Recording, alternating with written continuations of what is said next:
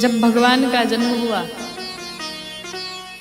जैसे ही भगवान राम रुदन करना प्रारंभ किए, वैसे ही जितनी दासियां थी दरवाजे पर कान लगाए हुए खड़ी थी और रुदन की आवाज सुनते ही महाराज दशरथ के पास पहुंचती हैं और जा करके कहती, महाराज आपको बधाई हो, बधाई हो, बधाई हो, आपके घर में पुत्र का जन्म हुआ है। जैसे महाराज दशरथ ने सुना कि हमारे घर भगवान का जन्म हुआ है, महाराज दशरथ सोने चांदी हीरे मोती रत्न सब लगे लुटाने, जितनी दासियां थी सब मिलकर के लगे गाने। आइए आज हम सभी भगवान के इस जन्मोत्सव में खूब आनंद से झूम के गाते हैं कि खुशी के खबरिया सखी रे आवाधा नगरिया सखी रे, अब ब्रह्मा बानी बालक आए कौशल्या अटरिया सखी रे, खुशी के खबरिया सखी रे अवधा नगरिया सखी रे, खुशी के खबरिया सखी रे अवध नगरिया सखी रे, ब्रह्मा बानी बालक आए कौशल्या अटरिया सखी रे, खुशी के खबरिया सखी रे अवधा नगरिया सखी रे।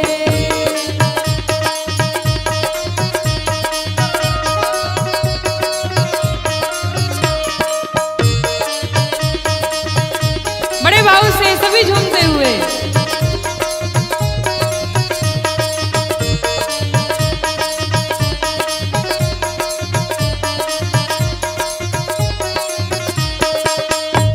खुशी के खबरिया सखी रे अवध नगरिया सखी रे। और हम लोग के वहाँ की परंपरा है कि जब घर में बालक का जन्म होता है तो माताएं थाली बजाती हैं। अयोध्या में भी बजी, कैसे? हाँ थरिया पितरिया सखी रे बाजे ओही घरिया सखी रे, हरिया पितरिया सखी रे बाजियो ही घरिया सखी रे, थरिया पितरिया सखी रे बाजे ओही घरिया सखी रे, हरिया पितरिया सखी रे बाजियो ही घरिया सखी रे, घोरिया डगरिया उत्सव दशरथ दुवरिया सखी रे, खुशी के खबरिया सखी रे अवधा नगरिया सखी रे, खुशी के खबरिया सखी रे अवध नगरिया सखी रे।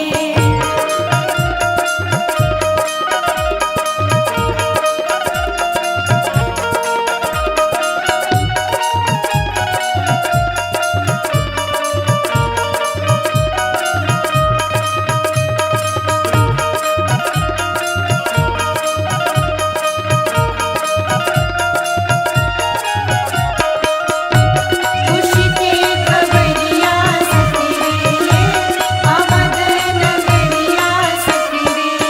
और भगवान राम का जन्म कब हुआ तो कहते हैं चैताया जोरिया सखी रे नवमी दोपहरिया सखी रे, कहते अमरिया सखी रे नवमी दोपहरिया सखी रे, हाँ चैताया जोरिया सखी रे नवमी दोपहरिया सखी रे, कहते अमरिया सखी रे नवमी दोपहरिया सखी रे, गौरी शिकारी गावा सुमधुर सोहरिया सखी रे अवधा नगरिया सखी रे, खुशी के खबरिया सखी रे, अवध नगरिया सखी रे खुशी के खबरिया सखी और सभी दोनों पूरे पूरे हाथों को उठाते हुए कैसे गाएंगे? अरे खुशी के खबरिया सखी रे अवधा नगरिया सखी रे, खुशी के खबरिया सखी रे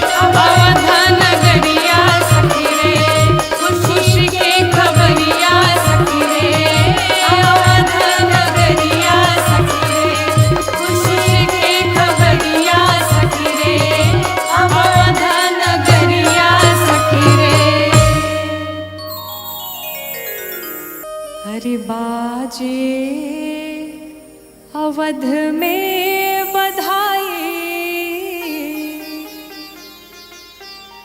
बाजे अवध में बधाई, जन्म लिहले रघुराई। बाजे अवध में बधाई, जन्म लिहले रघुराई। बाजे अवध में बधाई, जन्म लिहले रघुराई। बाजे अवध में बधाई, जन्म लिहले रघुराई। बाजे अवध में बधाई, जन्म लिहले रघुराई।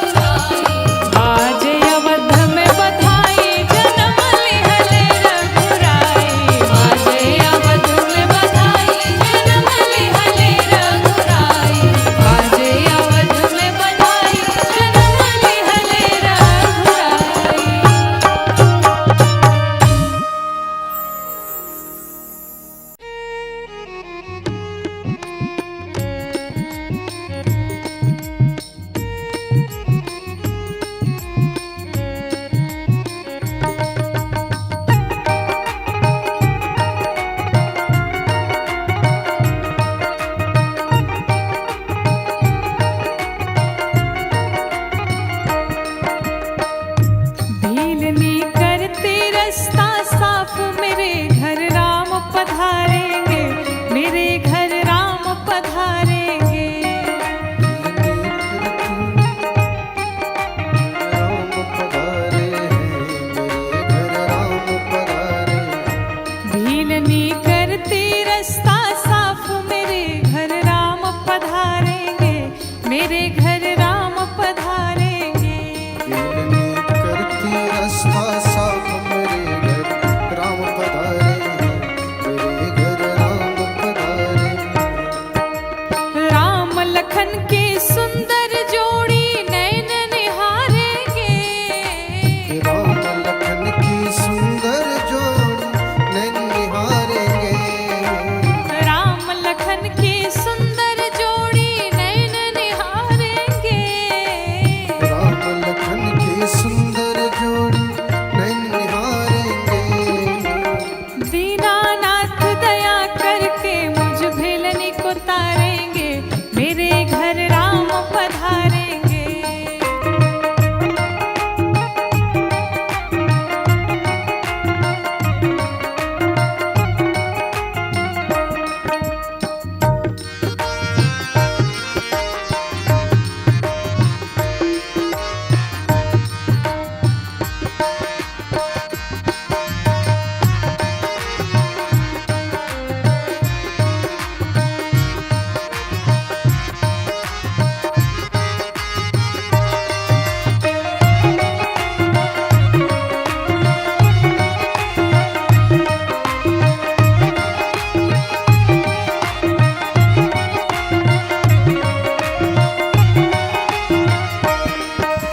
शोभा धाम राम रघुकुल मणि संकट तारेंगे, शोभा धाम राम रघुकुल मणि शंकर हारेंगे। शोभा धाम राम रघुकुल मणि संकट टारेंगे। शोभा धाम राम रघुकुल मणि संकट तारेंगे।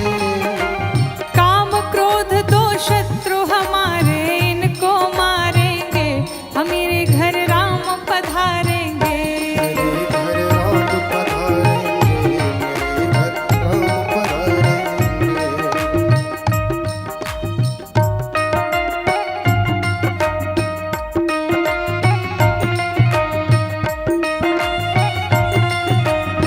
बड़े भाव से सभी लोग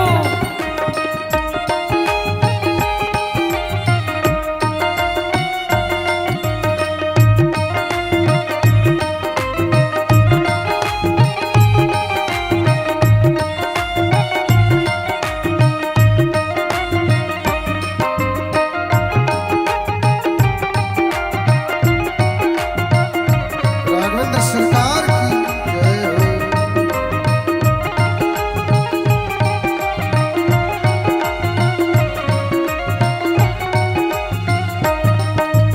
भव बंधन खंडन कर मेरो जन्म सवारेंगे। बंधन खंडन कर मेरो जन्म सवारेंगे। भव बंधन खंडन कर मेरो जन्म सवारेंगे। बंधन खंडन कर मेरो जन्म सवारेंगे। जन्म जन्म की मैं दुखियारन, जन्म जन्म की मैं दुखिया, मेरे कष्ट निवारेंगे, मेरे घर राम पधारेंगे। मेरे घर राम पधारेंगे, मेरे घर राम पधारेंगे।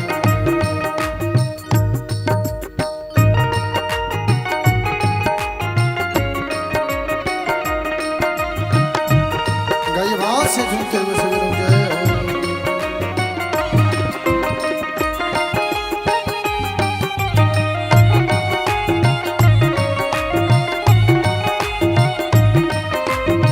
राघवेंद्र सरकार की जय हो।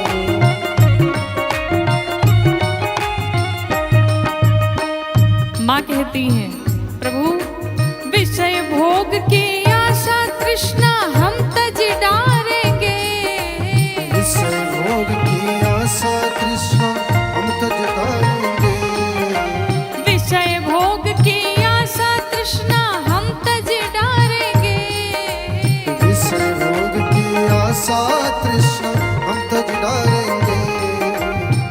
भिक्षु कहे हरि चरण कमल की, भिक्षु कहे हरि चरण कमल की, रज सिर धारेंगे मेरे घर राम पधारेंगे।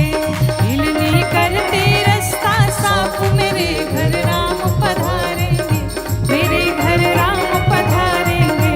हिलनी करते रास्ता साफ मेरे घर राम पधारेंगे, मेरे घर राम पधारेंगे, मेरे घर राम पधारेंगे, मेरे घर राम पधारेंगे। श्रीधाम अयोध्या जी में जब भगवान राम का जन्म हुआ, पूरी अयोध्यापुरी, सारी अयोध्यावासी, नगरवासी सभी प्रसन्न होकर के अपने अपने घरों में हवन इत्यादि करने लगे। महाराज दशरथ लगे सभी को लुटाने। आइए भगवान की इस बधाई में हम सभी मिलके गीत गाते हैं। अवधापुरी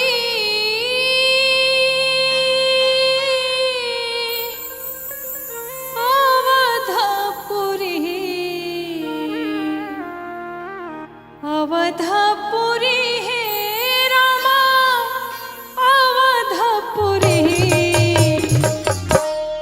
मास मधु मास मंगलवार हरि जी, नवमी अकेले नी अवतार हरि जी। मास मधु मास मंगलवार हरि जी, नवमी अकेले नी अवतार हरि जी।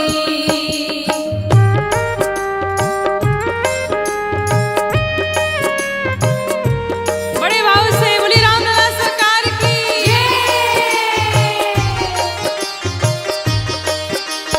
मास मधु मास मंगलवार हरि जी, नवमी अकेले नी अवतार हरि जी।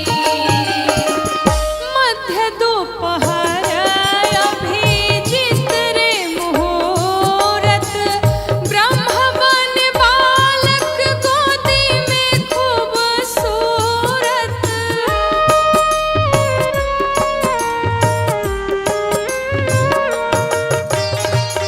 मध्य दोपहर अभिजित रे मुहूर्त, ब्रह्म बन बालक गोदी में खूबसूरत, गोदी में खूबसूरत। बहे लगली है रामा, बहे लगली जी, झोर झोर शीतली बयार हरि जी, नवमी अकेले नी अवतार हरि जी। मास मधु मास मंगलवार हरि जी, नवमी अकेले नी अवतार हरि जी। बधाई हो।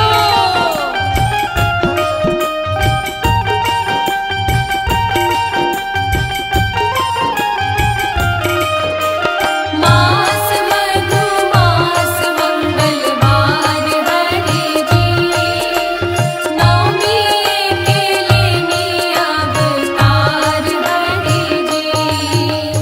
मास मधु मास मंगलवार हरि जी, नवमी अकेले नी अवतार हरि जी। भगवान जैसे ही प्रकट हुए, चतुर्भुज स्वरूप धारण किया, माँ कौशल्या देख करके आश्चर्यचकित रह गई। कहते हैं देखली चतुर भुज रूप महतारी, मुनि मनहारी छवि अद्भुत विचारी।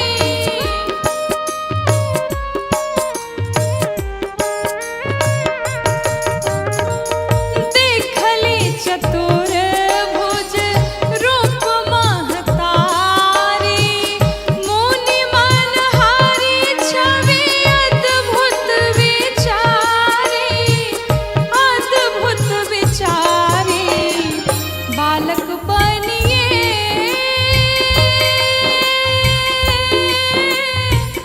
बालक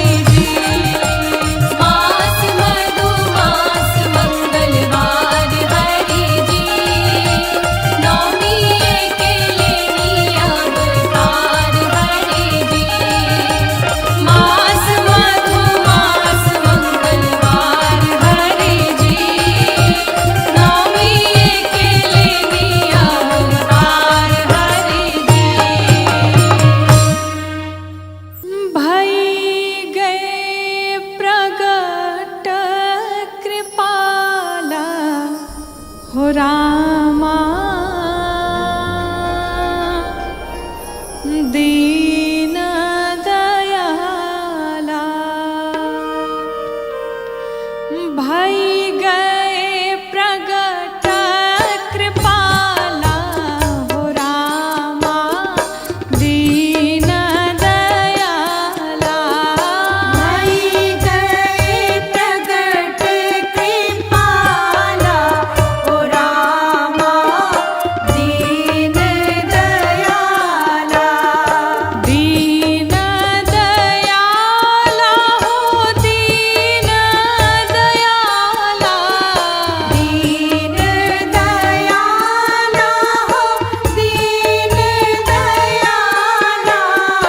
दीन दयाला हो दीन दयाला दीन दयाला हो दीन दयाला।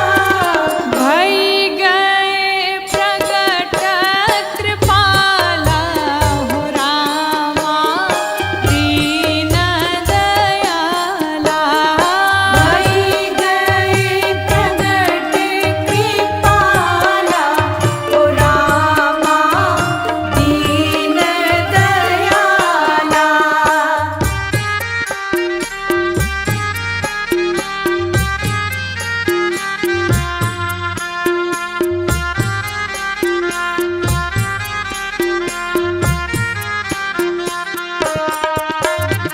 भई गए प्रगट कृपाला ओ रामा दीन दयाला।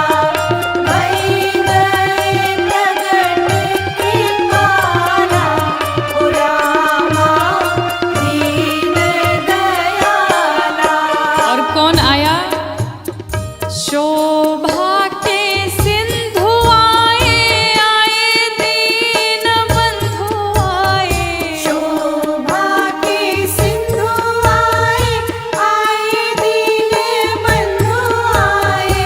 शोभा के सिंधु आए आए दीन बंधु आए शोभा के सिंधु आए आए दीन बंधु आए। और कौन आया तो कहते हैं कि चार भुजा और बनमाला हो रामा दीन दयाला चार भुजा और बनमाला हो रामा दीन दयाला भई गए प्रगट कृपाला हो रामा दीन दयाला चार भुजा और बनमाला हो रामा दीन दयाला।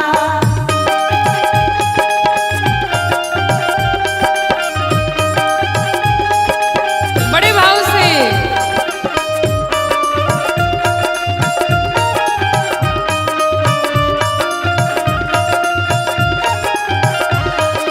भई गए प्रगट कृपाला हो रामा दीन दयाला।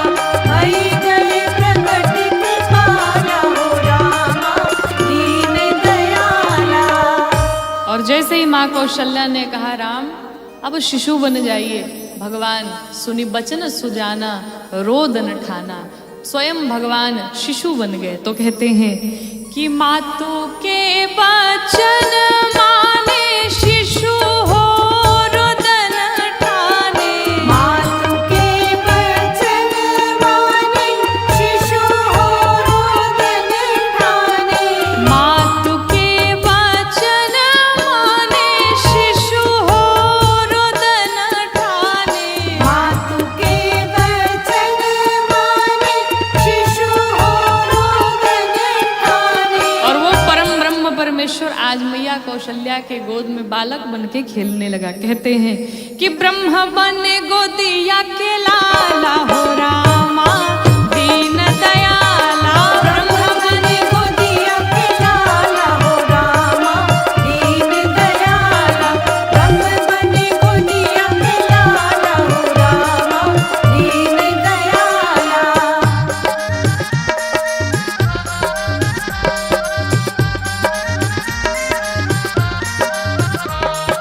भई गए प्रगट